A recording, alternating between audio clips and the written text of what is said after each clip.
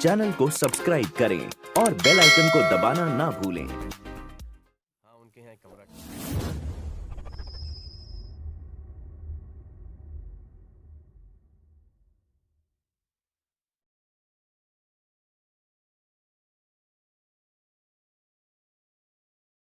Hello दोस्तों, नमस्कार। आपके अपने YouTube चैनल मनी मस्ती पर आपका स्वागत है। दोस्तों, आज की वीडियो में हम टाटा पावर लिमिटेड के बारे में बात करने जा रहे हैं, जहां कंपनी के कारोबार को समझेंगे, साथ में इससे जुड़ी हुई खबरों और तथ्यों की बात करेंगे, फंडामेंटल और टेक्निकल्स का आकलन करेंगे। लास्ट में चार्ट के माध्यम से आपको आपकी पोजीशंस के लिए शॉर्ट टर्म, लॉन्ग टर्म का टारगेट और स्टॉप लॉस की भी चर्चा करेंगे। अगर आप हमारे चैनल पर नए हो तो चैनल को ज़रूर सब्सक्राइब करें और लेटेस्ट वीडियोस की नोटिफिकेशन पाने के लिए सबसे पहले बेल आइकन को दबा दें। अपना प्यार और सपोर्ट देने के लिए अपने फैमिली मेम्बर्स, दोस्तों के साथ इस वीडियो को ज़रूर शेयर करें। चलिए दोस्तों, वीडियो को स्टार्ट करते हैं। चलिए दोस्तों, वीडियो की शुरुआत टाटा पावर से जुड़ी हुई खबरों से करते हैं। वंडरमैन थॉमसन इंडिया ने भारत की सबसे बड़ी एकीकृत पावर यूटिलिटी, ध्यान दीजिएगा दोस्तों, टाटा पावर के सोलर रूफटॉप सॉल्यूशन के लिए एटीएल, बीटीएल और डिजिटल सेवाओं सहित एकीकृत रचनात्मक जनादेश जीता है। अपनी व्यापक रचनात्मक प्रौद्योगिकी डेटा क्षमताओं का लाभ उठाते हुए Wonder Man Thompson India Tata power को भौगोलिक, जनसांख्यिकी और मानसिकता के विकास के लिए भागीदार बना रहा है। साथ में अगर हम बात करें टाटा पावर के सीईओ का, प्रवीण सिन्हा जी का जो आया है बयान, उसमें इन्होंने कहा है, सोलर रूफटॉप ग्रीन एनर्जी की प्राथमिक और सबसे तेज एनबलरों में से एक है। हमारी दृष्टि देश के प्रत्येक व्यक्ति के जीवन में हरित क्रांति को अपनाने के लिए है। भारत के प्रमुख सौर रूफटॉप खिलाड़ी के रूप में हमारा प्रयास हमारे जिम्मेदार उपभोक्ताओं के साथ सहयोग करना और उन्हें ऊर्जा संरक्षण, बिजली की लागत बचाने, पर्यावरण की रक्षा करने में मदद करना है।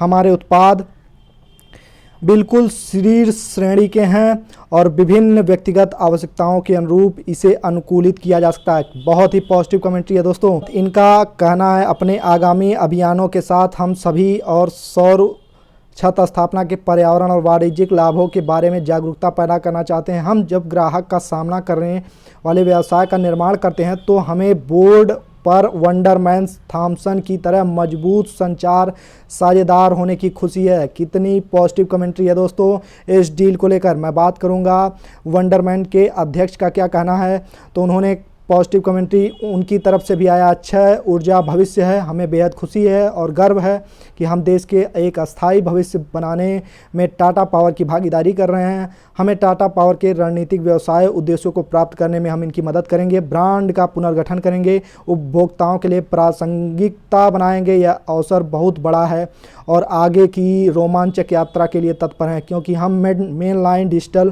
प्लेटफॉर्म पर एकीकृत अभियान के साथ पहला कदम उठा रहे हैं। साथ ही साथ इससे जुड़ी हुई दूसरी खबर की अगर चर्चा करें दोस्तों, अब आपके सामने है, coastal Gujarat power merger with Tata power फरवरी एंड।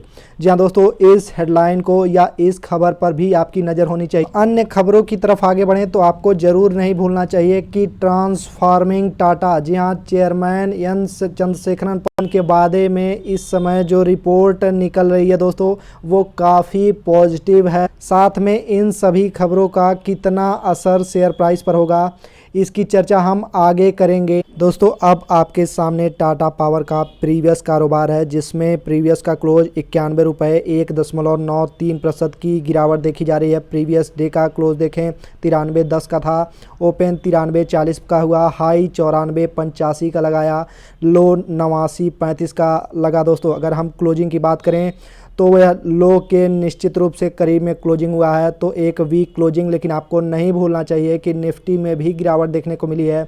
अगर हम बात करें डिलीवरी वाइज पोजीशंस की, तो अब आपके सामने डिलीवरी वाइज पोजीशंस का आंकड़ा है। क्वांटिटी ट्रेडेड करीबन 6 करोड़ से ऊपर दिखाई, लगभग 7 करोड़ के नियर अबाउट 1 करोड़ की डिलीवरी उठी है दोस्तों, जो प्रतिशत में 15%, 15.40% दिखाई देता है।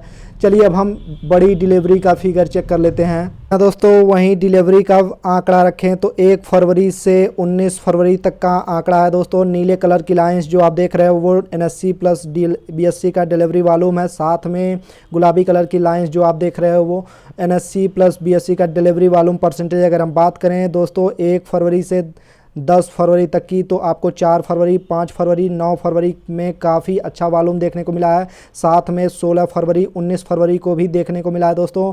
परसेंटेज ऑफ डिलीवरी की बात करें दोस्तों, तो परसेंटेज ऑफ डिलीवरी लगातार 8 फरवरी के बाद 16 फरवरी तक काफ़ी खास रही है। साथ में 18 फरवरी को भी काफ़ी अच्छी दिखाई दी है।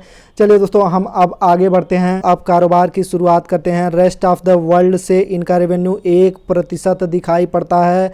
अगर हम भारत का आंकड़ा देखें तो 1% अदर से है दोस्तों, तो 99% भारत से दिखाई देता है। अगर हम इनके मार्केट शेयर की चर्चा कर लें, साथ में मार्केट शेयर की बात करें तो 4.1% इलेक्ट्रिक जनरेशन मार्केट शेयर दिखाई पड़ता है टाटा पावर्स का। अगर हम बात करें इनके कैपेसिटी ब्रेकअप की बात करें तो हाइड्रो से 7% दिखाई देता है, विंड से 7% दिखाई देता है, सोलर से 13% दिखाई देता है। अगर हम बात करें दोस्तों थर्मल की, तो अब आपके सामने थर्मल का भी आंकड़ा है। जी हाँ दोस्तों, आपको ज़रूर ध्यान देना चाहिए, 70% दिखाई देता है। साथ ही साथ हम इनके प्रोडक्ट ब्रेकअप की बात कर लें, साथ में इनके प्रोडक्ट ब्रेकअप की चर्चा करें तो डिस्ट्रीब्यूशन एंड अदर से 1%, ट्रांसमिशन से 43%, रिन्यूएबल से 12%। इसके अलावा हम और भी आंकड़ा आपके सामने रखते हैं। जनरेशन से 44% दिखाई पड़ता है। साथ ही अन्य आंकड़ों की बात करें तो जनरेशन कैपेसिटी इनकी जो दिखाई देती है कन्वर्सेशन एनर्जी में 10,105 मेगावाट मार्च 2020 का आंकड़ा है दोस्तों। वहीं जनरेशन की बात करें तो 57% कैपेसिटी यूटिलाइजेशन इलेक्ट्रिसिटी दिखाई देती है दोस्तों, मार्च 2018 का डाटा है। अगर आगे की बात करें तो जनरेशन कैपेसिटी इलेक्ट्रिसिटी 12,742 मेगावाट मार्च 2020 का आंकड़ा। साथ में हाइड्रो की चर्चा करें तो 873 megawatt generation capacity hydro electricity में दिखाई पड़ती है दोस्तों। वहीं रिन्यूएबल में 19.98% कैपेसिटी यूटिलाइजेशन दिखाई देती है मार्च 2020 में। अगर हम बात करें जनरल कैपेसिटी रिन्यूएबल की तो वो 2,637 मेगावाट दिखाई देती है। सोलर का आंकड़ा आपके सामने रखते हैं, 1,705 मेगावाट जनरल कैपेसिटी दिखाई देती है। अगर हम थर्मल की बात कर लें, जी हाँ, थर्मल में 9,234 मेगावाट कैपेसिटी दिखाई देती है। अगर हम विंड का आंकड़ा देख लें, विंड का आंकड़ा अब आपके सामने 932 मेगावाट दोस्तों। ये प्रोडक्ट ब्रेकअप वाइज मैंने आंकड़ा आपको दिखाया। हम कारोबार के अन्य आंकड़े की तरफ बढ़ते हैं। आपके सामने शेयर होल्डिंग का आंकड़ा है। जी हाँ, आपको जरूर ध्यान देना चाहिए किसकी कितने प्रतिशत हिस्सेदारी है। 46% प्रोमोटर्स के पास, 16% पब्लिक के पास दोस्तों। म्यूचुअल फंड का आंकड़ा देखें तो 11.4% दिखाई देता है, एफआईज का 12.4% और साथ में अदर इंस्टीट्यूशन 13.2%। काफ़ी अच्छी हिस्सेदारी दिखाई देती है। फंडामेंटल आंकड़े शेयर होल्डिंग के बड़े अच्छे दिखाई देते हैं। हम हिस्ट्री वाइज चेक कर लेते हैं दोस्तों। अब आपके सामने हिस्ट्री वाइज का आंकड़ा है जिसमें आपको ज़रूर ध्यान देना चाहिए। इनका दिसंबर 2018 में प्रमोटर्स का हिस्सा 33% रहा है, जबकि दिसंबर 2019 में 36.2%, एक साल में बढ़ोतरी। साथ ही दिसंबर 2020 में 46.9%, ना शानदार इंक्रीजमेंट दोस्तों। प्लेज परसेंटेज पर आपको जरूर गौर करना चाहिए दोस्तों। दिसंबर 2018 का आंकड़ा 4.3%, दिसंबर 2019 का आंकड़ा 4%, फिर से ये घटाया दोस्तों। अब देखिए दोस्तों, दिसंबर 2020 में 2.6%, बहुत ही पॉजिटिव संकेत है दोस्तों। साथ में म्यूचुअल फंड का आंकड़ा देख लें, दिसंबर 2018 का 8.8%, दिसंबर 2019 में 12.7%, दिसंबर 2020 में 11.4%, एक साल में इंक्रीजमेंट, फिर एक साल में थोड़ी सी डिक्रीजमेंट दोस्तों। एफआईज का आंकड़ा आपके सामने रखते हैं। एफआईज का आंकड़ा अब आपके सामने है। हिस्ट्री ऑफ एफआईज दिसंबर 2018 में 26.1%, दिसंबर 2019 में 21%, दिसंबर 2020 में 12.4%।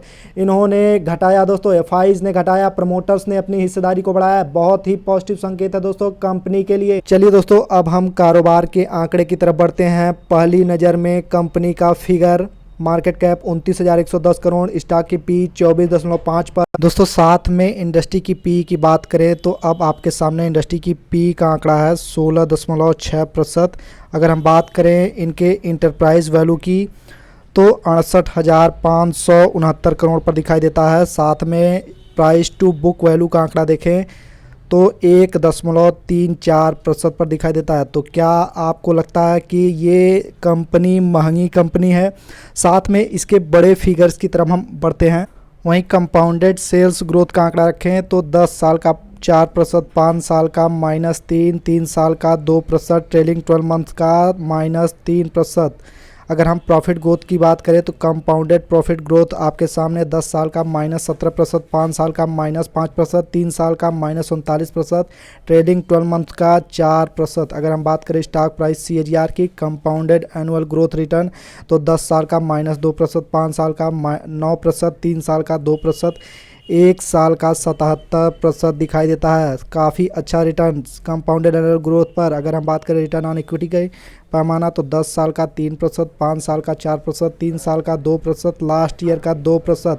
इसके अलावा रिटर्न ऑन कैपिटल एम्प्लॉयड की चर्चा कर लेते हैं। साथ में रिटर्न ऑन कैपिटल एम्प्लॉयड की बात करें तो 1 साल का 4.41%, 3 साल का 3.39%, 5 साल का 5.31%।